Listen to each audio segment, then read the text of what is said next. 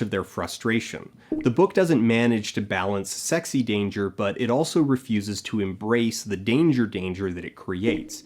There's a potentially legitimately decent erotic thriller or even erotic horror somewhere inside the subject matter, but Erica Mitchell seems convinced that living in constant fear of your sexual partner's temper is just what a kinky sex life looks like. Welcome to basic training. And continue, I think adjust the... that's enough context to start talking about the movie.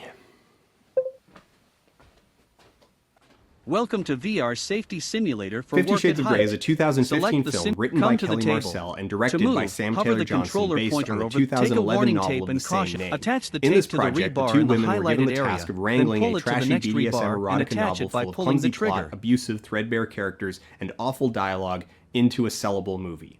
So I'm going to start this off with the admission that I actually kind of like the first 50 Shades movie. Not because it's any good, but because there's a certain creative verve to it. Like, the filmmakers were actually trying really hard to capitalize creatively on this momentary zeitgeist rather than simply cashing in and riding the money train through 3 basically guaranteed jobs. There's a dynamic around the first film that I found compelling, particularly how it was cast in many circles as the worst film of the year, when really it was just fairly middling.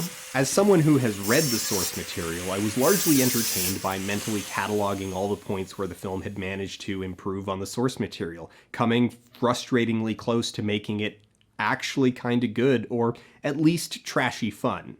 If I took bits and pieces, only showed you the best clips, I could probably put together a convincing argument that this is actually a really good film.